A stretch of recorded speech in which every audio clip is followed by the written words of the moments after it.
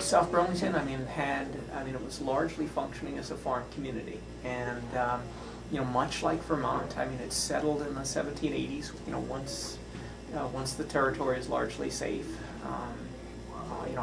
after the Revolution. South Burlington carves itself up, as do all sort of Vermont communities, into large farm areas. It has no center. It's part of the debate today is where's the center of South Burlington? There wasn't intended to be one. But it's largely functioning as Burlington's growing larger and larger and making huger demands on food supply. South Burlington becomes kind of a farming community that satisfies that need. So, large amounts of dairying, garden, agriculture, things of the sort, and small amounts of local business like the cheese factory, things of that sort, which would have sort of exploited the local supply of things like milk and all. But South Burlington is pretty much a sleepy little community, much like so many communities, really, until I think probably until the Second World War, when things changed fairly dramatically. I can remember when where the Sheridan is today used to be Fred Fisk's farm, and he used to drive his cattle down the road, down Williston Road, to his pasture, which was where the interstate is. So I don't know how many of you guys would just want to walk down the road today, not talk about drive cattle down there. They used to milk cows on Williston Road there.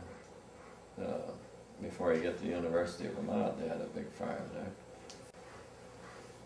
They used to stop traffic. The guy would cross his cows across the road, right off Williston Road. There, where the interstate is now, that was a big farm right there. Oh, there was farms all over. There was 1, 2. Coming down Dorset Street, there was 1, 2, 3, 4 or 5 farms. Heinsberg Road, there was where where the telephone office is there. That was a big farm there. There was 1, 2, 3, 4. There was about 5 farms coming down Heinsberg Road also. There was a lot of farms. This road was all a gravel road. It wasn't blacked out.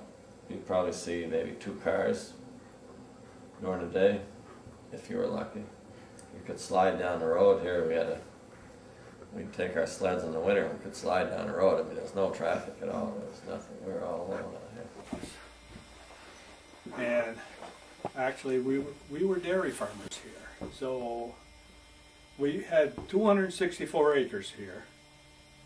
And we rode it through at least 3 times a year, each acre.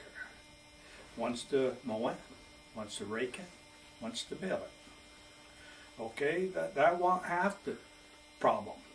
That was easy. This was after we got rid of the horses. I can remember a rope hay loader here.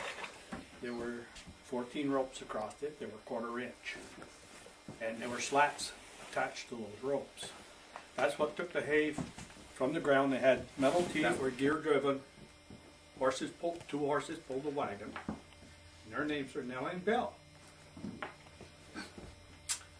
This is the original barn right here. How old is this?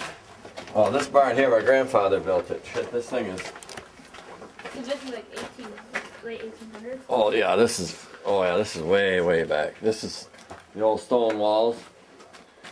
And when we first came here, this was the hay barn. This is new.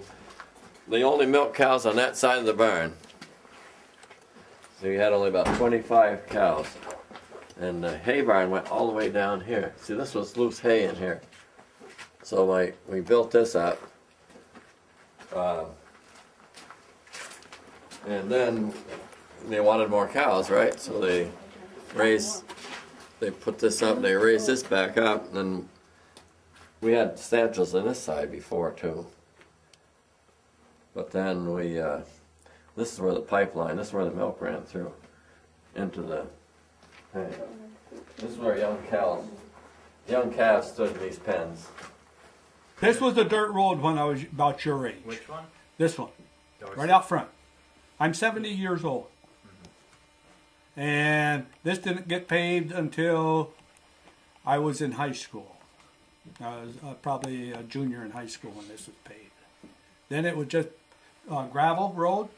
They came down it with a little bit of tar on a pipe, and they just spread it out and put a little bit of more gravel over the top of it. That was blacktop. This is the real stuff out here now. Even younger. I was probably 8 years old. We were handed a .22, 4 shots. October's squirrel season. All right. What am I going to do with that? Your mother's telling you, you're going to go get dinner. We don't have any other meat. We want a little change. So you take a hike to the woods. You come back with 4 of those fuzzy little tails. They got to be clean by the time you get to the house, though. The easiest time to clean them is right after you shoot them. So you have a nice little jug with you. I always took a 5-pound jug. It was about that big around with a big top on it. Put a wire around it and hitched it to my belt. That's where I put them after I cleaned them. And you think that was fun. I had a younger brother called Tom. I'd no more get home with that, and she'd hand him that same .22. You take that and go to the woods with 4 shots and come back with 4 more. There were 9 of us in our family, you see. We needed 8 or 9 squirrels to live. At least 1 apiece. You may say, you're eating rodents. Oh, but they taste just like chicken if they're cooked right. Put a little salt pork grease in the bottom of the frying pan. Not much, just a little bit. You see, we didn't go to the store and buy this olive oil or this other corn oil or whatever we have today. You had lard. And in order to get the lard, you had to kill that little piggy that was in the barn. Okay? And inside that little piggy, there was a thing about this big around. It was just as nice and yellow as you could see.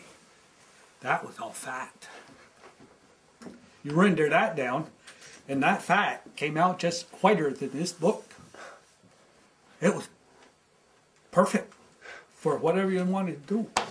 Then my mother would say, what do you want for breakfast? Oh, a couple donuts.